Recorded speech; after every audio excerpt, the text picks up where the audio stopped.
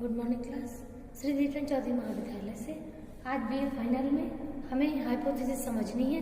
जैसा कि हम आपको इंट्रोडक्शन पोर्शन पहले भी क्लियर कर चुके हैं कि हाइपोथेसिस क्या होती है, ठीक है, और हाइपोथेसिस बनाते कैसे हैं और क्यों बनाते हैं, उनका कारण क्या होता है, ठीक है।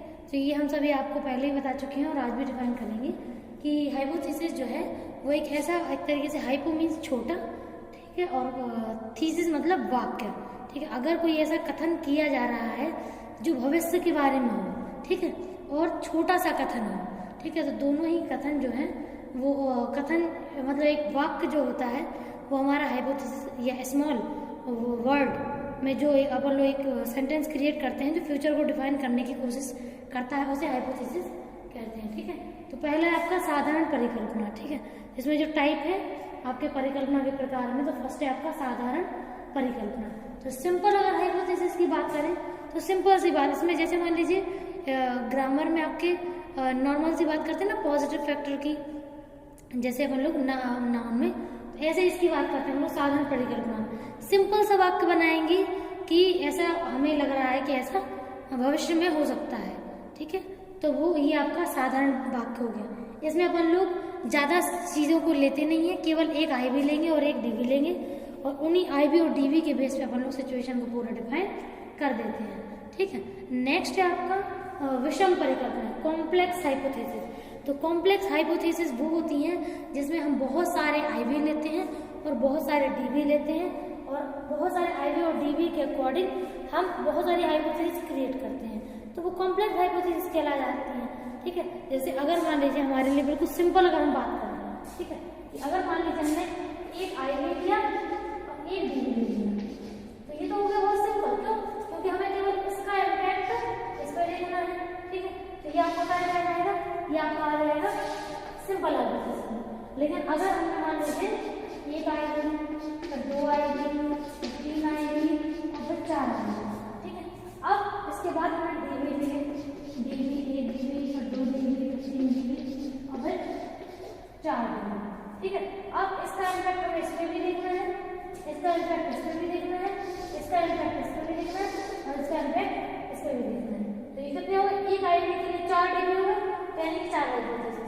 फिर इसका इम्पैक्ट इस पर भी देखेंगे अपन लोग, इसका इस पर भी देखेंगे, इसका इस पर भी देखेंगे और इसका इस पर भी देखेंगे, तो चार ये हो, ठीक है। तो चार इसके बन रहे हाइपोथेसिस, चार इसके बन रहे, ऐसे ही चार इसके बनेंगे, फिर क्योंकि इसका इस पर भी देखोगे, इस पर भी, इस पर भी और इस पर भी, फिर इसका इस पे, इस पे, इस पे और इस पे, चार चार चार चार चार, यानी टोटल कितनी हाइपोथेसिस हो रही है, 16, और इसकी कितनी बन रही है, 1, ठीक है। तो ये जो है आपका, हम हर एक आई बी को हर एक डी बी में उसका इम्पैक्ट देखते हैं, तो यहाँ पे मल्टीप्लाई होगी, मतलब चार बच्चों के 16 हाइपोथेसिस बनेगी यहाँ पर, ठीक है।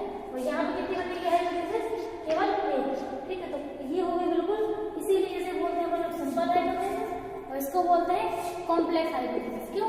क्योंकि इन दोनों में जो हाइपोथेसिस बनाने का जो तरीका है और जो संख्या है वो बढ़ घट रही है, ठीक है। सबसे पहले में एक हाइपोथेसिस ले लेंगे या दो लेंगे, ठीक है। अगर एक आई बी ले रहे थे एक ले लेंगे, और अगर दो ले रहे हैं आई बी तो इसका इस पे देख लेंगे और इसका इस पे देख लेंगे और इसका इस पे और इसका नहीं, इसका इस पे, इसका इस पे, इसका इस पे, इसका इस पे, यानी टोटल 4 हाइपोथेसिस बन जाएंगे, ठीक है। अगर दो आई बी लेते हैं, लेकिन अगर आई बी एक ले रहे हैं और अगर आई बी हम क्या लेते हैं एक और डी बी कितने ले रहे हैं 2, तो हाइपोथेसिस कितनी बनेगी 2, ठीक है। तो ऐसे ही हम लोग हाइपोथेसिस क्रिएट करते हैं।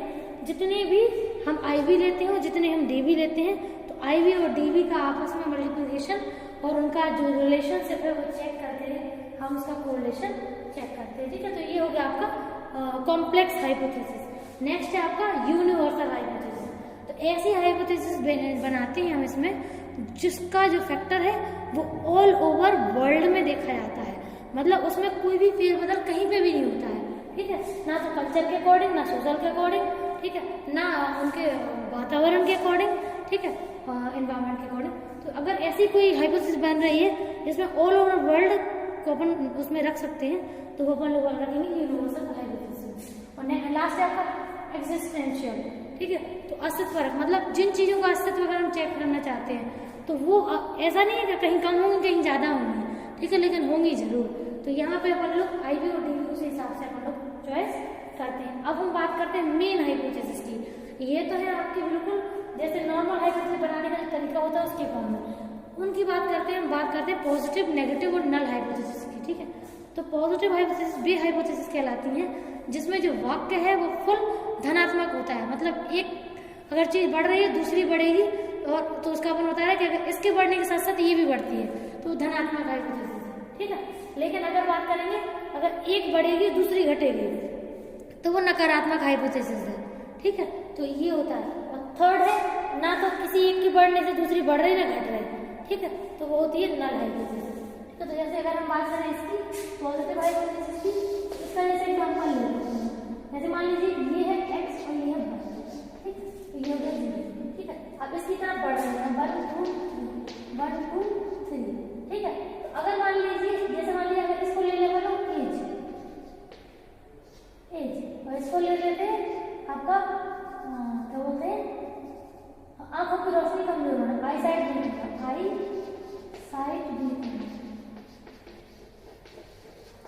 या मेमोरी लॉस होना। क्या कह सकते हैं? मेमोरी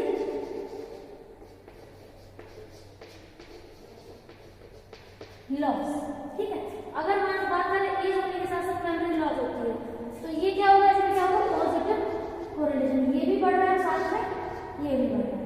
ठीक है, तो ये क्या कहलाया जाएगा? ये कहलाया जाएगा पॉजिटिव। ठीक है, अब इसके बारे में हम बात करें नेगेटिव। ठीक है, अगर हम बात करते हैं कि हम बात करते हैं नेगेटिव परसेंट यहाँ पर बनाते हैं तो यहाँ पर अच्छा ये 0 है ये बात, तो यहाँ पर 1 2 3 यहाँ उल्टा होगा। अगर कोई चीज बढ़ेगी तो अगर मान लीजिए एक्स बढ़ रहा है लेकिन बाई क्या हो गया तो साथ में बाई घट गया। ठीक, इसको अपन कैसे नहीं बनाते हैं, इसको अपन बनाते हैं कैसे, इसका ऐसे नहीं बनता है, इसका बनता है ऐसे। ठीक है, तो जैसे मान लीजिए अगर एक चीज बढ़ रही है, ये होगा एक्स, ये वाई, ये 1 2 1 2। ठीक है, और ये चीज बढ़ रही है लेकिन ये चीज क्या हो रही है आपका घट रही है। ठीक है, तो यहाँ पे अगर हम बात करते हैं आपका क्या बोलते हैं इसमें हम लोग सिंपल से अगर बात करें तो इसमें हम लोग नॉर्मल की बात करते हैं। ठीक है, तो एक चीज बढ़ने के साथ साथ दूसरी चीज का क्या होता है, देखिए इसमें जो नेगेटिव होता है उसका ऋणात्मक होता है, तो ऋणात्मक में दूसरे प्रकार से बनता है, ये बनता है एस। ठीक है, ये हो गया एक्स 2 1 0 1 2।